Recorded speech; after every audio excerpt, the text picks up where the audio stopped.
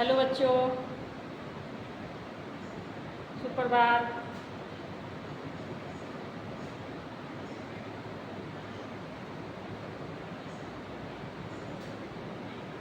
तो आप लोग तो मस्त हैं। जैसा कि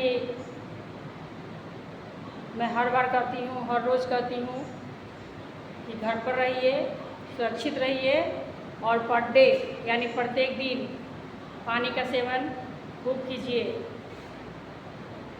और तले हुए पदार्थों से दूर रहिए। तला हुआ चीज़ कम खाइए।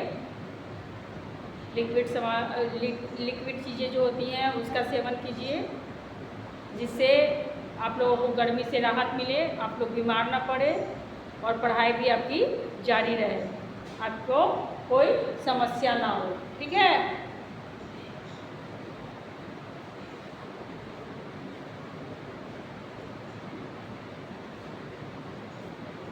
तो अभी मैं कुछ दिनों से आप लोगों को भाविका पढ़ा रही हूँ, हिंदी भाविका, है ना। क्योंकि व्याकरण का जो सिलेबस है आगे तक जा चुका है और भाविका अभी रुका हुआ था, लेकिन अब हमेशा डेट आगे की ओर बढ़ते जा रहा है गर्मी अधिक पड़ने की वजह से। तो फिर हम लोगों का भाविका का भी सिलेबस कंप्लीट होना चाहिए। तो ऑनलाइन के माध्यम से मैं आपका सिलेबस कंप्लीट करा दे रही हूँ। आप लोग इसको पढ़िएगा, नोट कीजिएगा, ठीक है ना, और समझिएगा। अब देखिए, जैसा कि आपका पाठ कल यानी बीते हुए कल में, ठीक है, कब? बीते हुए कल में यानी भूतकाल में आपको पढ़ाई थी मैं, ठीक है ना। भूतकाल पढ़ाई थी, भूतकाल, भविष्यकाल और वर्तमान काल, ये आपको बताई थी कब? जब काल पढ़ाई थी। तो यानी भूतकाल में जो समय बीत गया है उस समय में मैं आपको हिंदी भाविका का पाठ 5 हाथी का दांत वो पढ़ाई थी। वो पूरा उस कहानी में जितने भी टॉपिक थे वो सब डील हो गया, यानी पढ़ा दिया गया। उसमें जो भी प्रश्नोत्तर थे, खाली स्थान था, सही गलत करने वाला था, उसके अलावा भी जो भी चीज़ें थी सब आपका कल कंप्लीट हो गया। यानी कब? किस डेट में? 25 के डेट में, यानी 25/6/2026 की डेट में ये सारे चीज़ कंप्लीट हो चुके हैं। और आज है आपका डेट क्या? 26/6/2026, है ना। आज 26 तारीख है और आज आप लोगों को मैं पढ़ाने जा रही हूँ आदर्श प्रश्न पत्र 1। देखिएगा, आप बुक खोलिएगा तो उसमें देखिएगा दिया हुआ है आदर्श प्रश्न पत्र 1। चूँकि आप लोग का आधा सिलेबस खत्म हो चुका है, यानी पाठ 1 से लेके 5 तक में आपका आधा सिलेबस यानी 50% काम हो गया है, ठीक है। तो अब आता है क्या? पाठ 1 से लेके 5 तक का रिवीजन यानी पुनरावृत्ति, है ना। उसको दोबारा जो भी 1 से लेके 5 तक में, 1 से लेके 5 तक के पाठ में जो भी प्रश्न आए हैं उसमें से कुछ इम्पॉर्टेंट यानी कुछ महत्वपूर्ण प्रश्न जो है निकाल कर उसे एक जगह इकट्ठा किया गया है, जो आपको दोबारा से फिर उस चीज़ को दोहराया जाएगा और पढ़ाया जाएगा, ताकि आप लोगों के माइंड में प्रत्येक चैप्टर से 1-2 क्वेश्चन लिया गया है 1 से लेकर 5 तक में, ताकि आपको याद रहे कि कौन सा क्वेश्चन किस पार्ट से लिया गया है, ठीक है ना। तो वो पार्ट से मैं क्वेश्चन ली हूँ और अब देखिए, अब आप लोगों के बोर्ड पर लिखा हुआ है सारे क्वेश्चन और इसका उत्तर मैं आपके समक्ष लिखूँगी। आप उसको नोट करेंगे। मुझे पता है कि आप लोगों को याद हो गया और मेरे लिखने से पहले आप लोग लिख लेंगे, लेकिन फिर भी हिंदी है, उसमें हर्षिकार, दीर्घिकार, हर्षुकार, ध्रुवकार, इस सब में प्रॉब्लम होता है। उसके कारण शब्द क्या हो जाते हैं? अशुद्ध हो जाते हैं। उसको शुद्ध बनाए रखने के लिए मैं लिख देती हूँ। यदि आप लिख लिए हैं खुद से प्रश्न देखने के बाद, बहुत खुशी की बात है। मुझे पता है कि आप लोग हमेशा उतावला रहते हैं, क्लास में भी वही हाल रहता है। जब आपको कोई क्वेश्चन याद रहता है पहले ही जल्दी से बना लेते हैं, मैम के बताने से पहले ही आप बता देते हैं। क्यों? क्योंकि आपको वो याद रहता है, आता रहता है।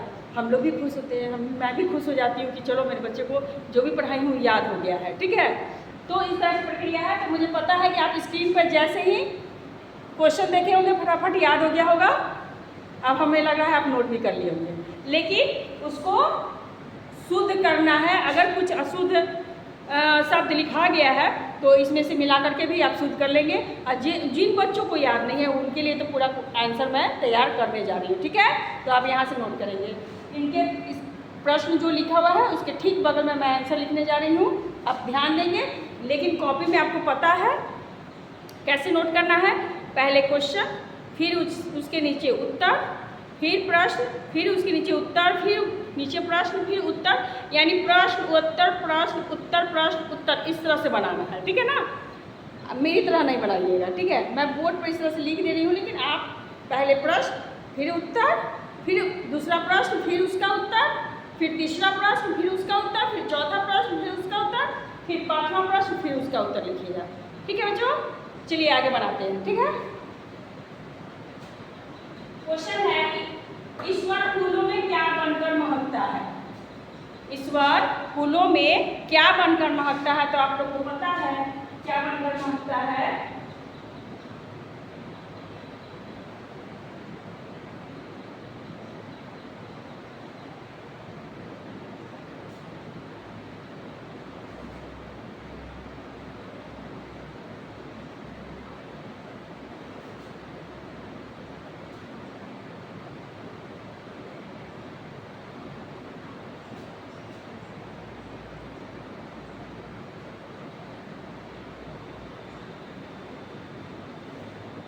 ईश्वर फूलों में सुगंध बनकर महकता है। ठीक है,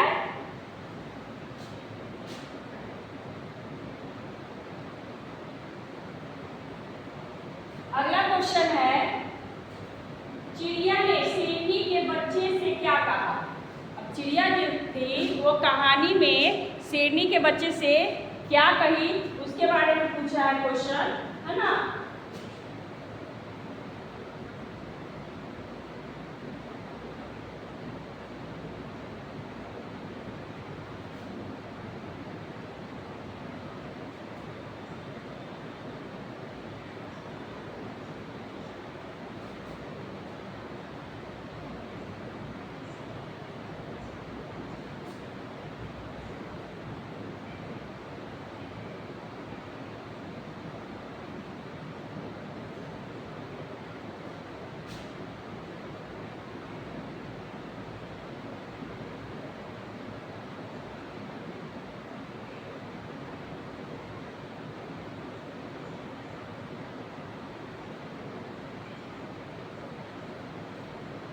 तो इसका उत्तर क्या है?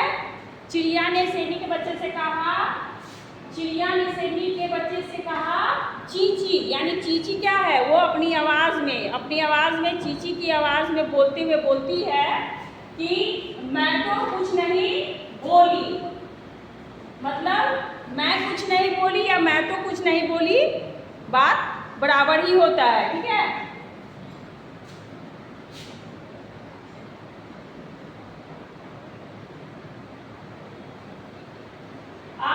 तीसरा प्रश्न है आपका, विद्यालय के सामने और पीछे क्या है? तो आप विद्यालय पाठ पढ़े हैं, उसमें बताया गया था कि विद्यालय के सामने क्या है। विद्यालय के सामने एक सुंदर बागीचा और विद्यालय के पीछे एक बड़ा सा खेल का मैदान है।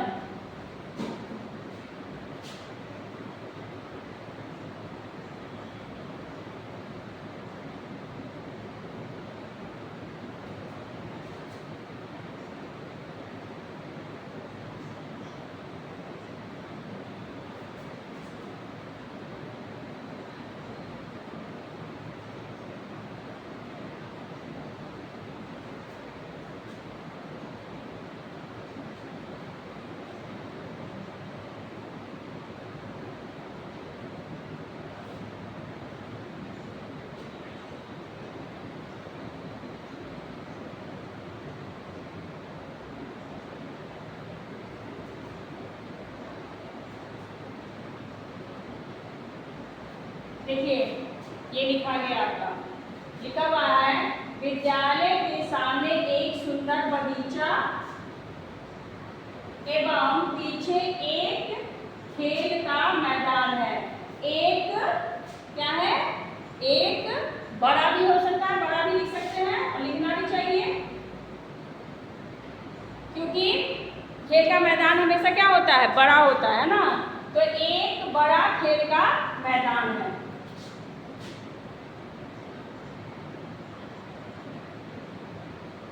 अगला प्रश्न है आपका, कविता के अनुसार पतंग ने क्या लगाया। ठीक है,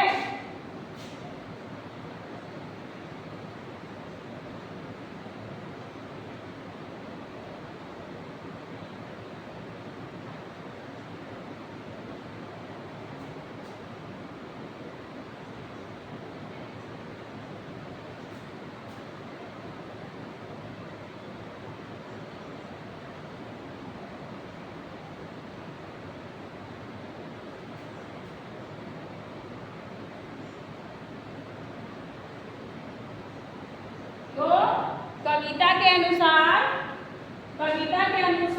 पतंग ने सैर सपाटा लगाया, यानी क्या, सैर सपाटा मतलब घूमना फिरना, ठीक है ना, वो घूमना फिरना किया।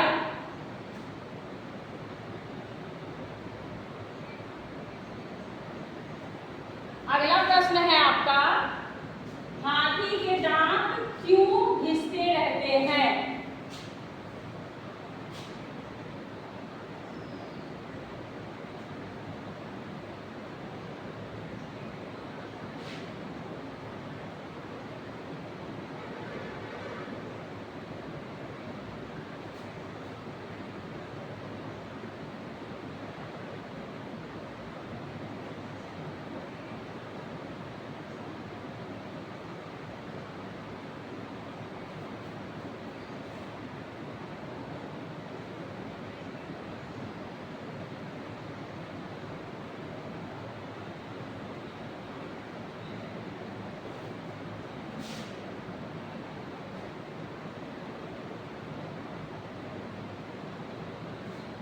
आइए, अब आपका अंतिम प्रश्न था, हाथी के दांत क्यों घिसते रहते हैं।